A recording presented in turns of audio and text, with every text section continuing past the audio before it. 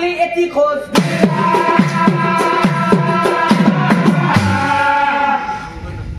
কিবা এটা বকু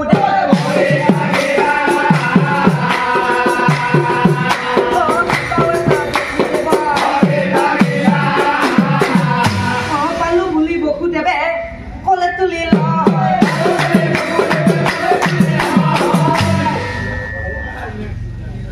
এইটো দেখোন ছোৱালী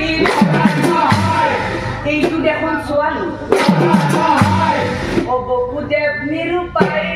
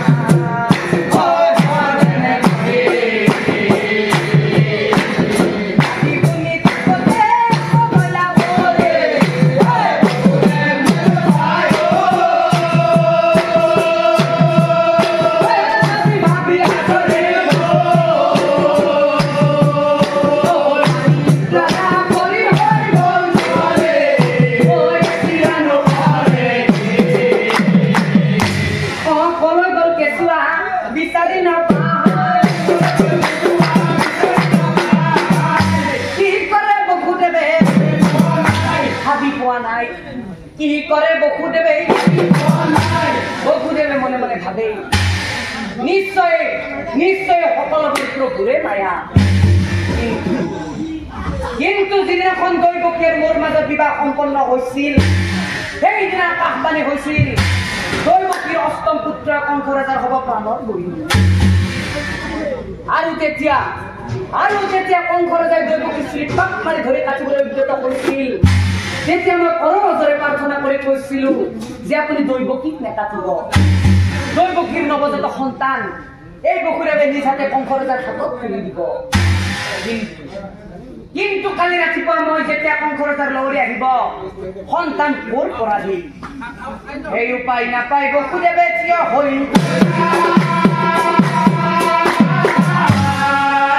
মনৰ দুখত বকুদেৱে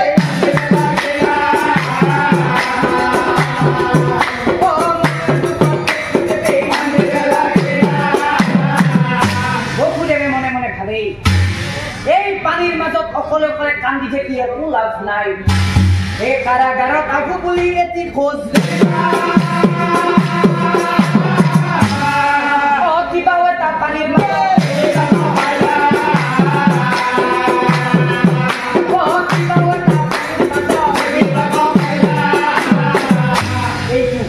এইটো আকৌ কি নিশ্চয় সেই ল'ৰাটো নহলে ছোৱালী যাবে পালো বুলি বকুদেৱে কলে তুলি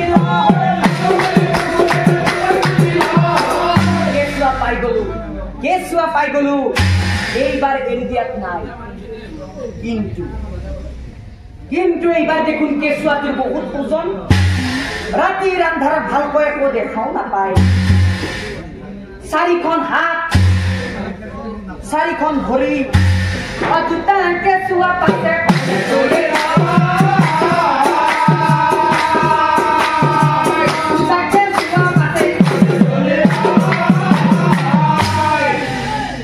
কি কৰে বকুদেৱে ভাবি পোৱা নাই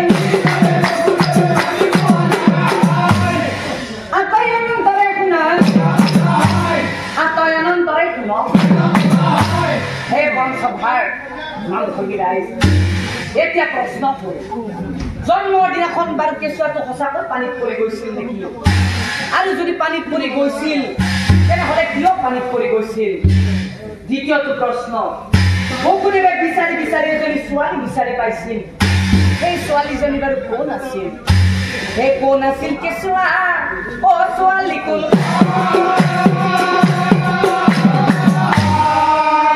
এই কথা সকলোৱে